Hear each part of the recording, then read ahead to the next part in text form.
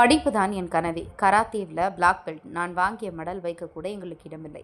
CM sir கொஞ்சம் help பண்ணுங்க. அப்பா இறந்துட்டாரு. வீடு இல்லாமல் நிர்கதியாக நிற்கிறேன். பள்ளி மாணவி கதறி அழுது பேட்டி அளித்துள்ளார். மகள் அழுவதை பார்த்து சின்னை புல்ல போல தாயும் கதறினார். திருப்பத்தூர் மாவட்டம் ஜோலார்பேட்டை அடுத்த பெரிய மூக்கனூர் ஊராட்சி தலையாட்டி வட்டம் பகுதியை சேர்ந்த பெருமாள் இறைச்சி வெட்டும் தொழில் செய்து வந்தார். இவருக்கு சபியா என்ற பெண்ணுடன் திருமணமாகி தர்ஷினி, லோசினி, கோகுல் என்ற 2 பெண் மற்றும் ஒரு ஆண் பிள்ளைகள் உள்ளனர். மேலும் இவர்கள் அதே பகுதியில் உள்ள ஏரி அருகாமையில் பெருமாள் குடும்பத்தினர் சிறியதாக வீடு கட்டி வாழ்ந்து வந்தனர். இந்நிலையில் பெருமாள் மதுபோதைக்கு அடிமை என்றும் தெரிகிறது. கடந்த 6 மாதங்களுக்கு முன்பு அளவுக்கு அதிகமாக குடித்துவிட்டு வீட்டுக்கு வரும்போது கீழே விழுந்து தலையில் பலத்த காயம் ஏற்பட்டு மருத்துவமனைக்கு செல்லும் வழியில் பெருமாள் இருந்தார். சில மாதங்களுக்கு முன்பு பெய்த கனமழையின் காரணமாக பெருமாள் கட்டி வைக்கப்பட்ட இந்த குடிசை வீடு இடிந்து விழுந்தது. கணவர் உயிரிழந்த நிலையில் வீடும் இல்லாமல் தவித்து வந்த சபியா மற்றும் அவருடைய பிள்ளைகளை பார்த்து பெருமாளின் அத்தை தனக்கு சொந்தமான இடத்தில் தற்போதைக்கு மட்டும் குடிசை வீடு கட்டிக்கொள்ளுங்கள், ஆனால் கூடிய விரைவில் தனியாக வீடு கட்டிய பின்பு இங்கிருந்து சென்றுவிட வேண்டுமென தற்போதைக்கு அடைக்கலம் கொடுத்தார். பெருமாள் உயிரிழந்த பின்பு அவருடைய குடும்பம் எந்த ஒரு வருமானம் இல்லாமல் மிகவும் தவித்து வந்தனர். இந்நிலையில் சபியா கூலி வேலைக்கு சென்று தனது 3 பிள்ளைகளையும் கவனித்து வரும் நிலையில் வருமானம் இல்லாமல் சிரமப்பட்டு வாழும் நிலைக்கு தள்ளப்பட்டார்.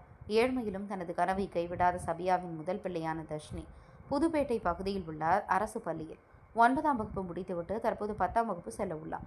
மேலும் இவர் கராத்தேவில் பிளாக் பெல்ட் வாங்கியுள்ளார். மேலும் பல்வேறு இடங்களில் வெற்றி பெற்று பல சான்றிதழ்களை பெற்றுள்ளார். மேலும் இவர்கள் வாழ்ந்து வரும் சிறிய அளவிலான குடிசையில் மெடல்களை கூட வைக்க இடமில்லை. மேலும் இந்த குடிசையில் தாய் உட்பட 3 பிள்ளைகளும் வாழ்ந்து வருகின்றனர். அதேபோல சாமான்கள் மற்றும் பல்வேறு பொருட்கள் வைக்கக்கூட இடமில்லாமல் தவித்து வருகின்றனர். மேலும் இவர்கள் தற்போது வாழ்ந்து வரும் இடம் கூட அவர்களுக்கு சொந்தமான இடமில்லை. எனவே தமிழகம் முதல்வர் எங்களுக்கு இருக்க இடமும் மேலும் வீடு கட்டித்தர வேண்டும் என கண்ணீர் மல்க கதறி எழுதி கோரிக்கை வைத்துள்ளனர். திருப்பத்தூர் மாவட்ட கேப்டன் டிவி மாவட்ட செய்தியாளர் சி. ரமேஷ்.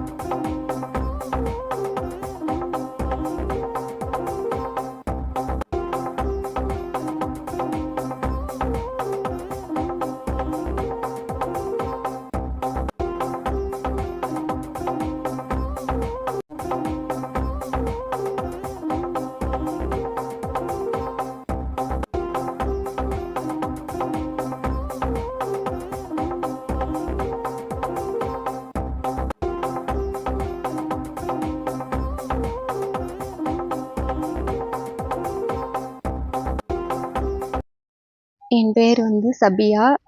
என் வீட்டுக்கார் பேர் பெருமாள். கடந்த 6 மாதத்துக்கு முன்னாடி ஒரு ஆக்சிடெண்ட்டில் எங்கள் வீட்டுக்கார் இறந்துட்டார். எனக்கு 2 பெண் குழந்தைங்க, ஒரு ஆண் குழந்தை. தர்ஷினி 10th போகிறா இந்த வருஷம். லோசினி 8th போகிறா. பையன் 5th படிக்கிறான். 3 பேர் கவர்மெண்ட் ஸ்கூலில் தான் படிக்கிறாங்க. என்னுடைய வாழ்வாதாரம் எங்கள் வீட்டுக்கார் சம்பாத்தியம் மட்டும்தான் இருந்துச்சு. அவர் இறந்ததுனால இப்போ நான் மட்டும்தான் சம்பாதிச்சேன். பசங்களுக்கு சாப்பாடு போட்டுட்ருக்கேன். எனக்கு சொந்தமாக வீடு இல்லை. முதல்ல பட்டா இல்லை. பட்டா இல்லை, வீடு இல்லை, எனக்கு வாழ்றதுக்கு ஒரு வாழ்வாதாரம் கிடையாது. என் பசங்களுக்கு நான் மட்டும் கஷ்டப்பட்டு தான் சாப்பாடு போட்டுட்டு இருக்கேன். என்னால் இப்போதைக்கு அது மட்டும்தான் பண்ண முடியும். அவங்களுக்கு ஃப்யூச்சர் லைஃப்பை என்னால் தர முடியாது. நல்லா படிக்கிற பசங்க என் பசங்க.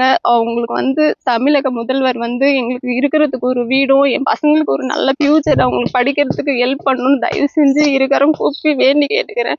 இன்னைக்கு நான் மாவட்ட ஆட்சியர்கிட்ட நான் மனு கொடுத்துருக்கிறேன். தயவு செஞ்சு ஆக்ஷன் எடுத்து என் பசங்களுக்கும் எனக்கும் ஒரு வாழ்வாதாரத்தை கொடுங்க. எனக்கு ஹெல்ப் பண்ணுறதுக்கோ எந்த ஒரு யாருமே கிடையாது. அண்ணன் தம்பி யாருமே கிடையாது. மாமியார் மாமனார் யாருமே இல்லை. நான் வாழ்றதுக்கே வழி இல்லாமல் இருக்கேன் சார். தயவு செஞ்சு சிஎம் சார் எனக்கு ஹெல்ப் பண்ணுங்க ப்ளீஸ்.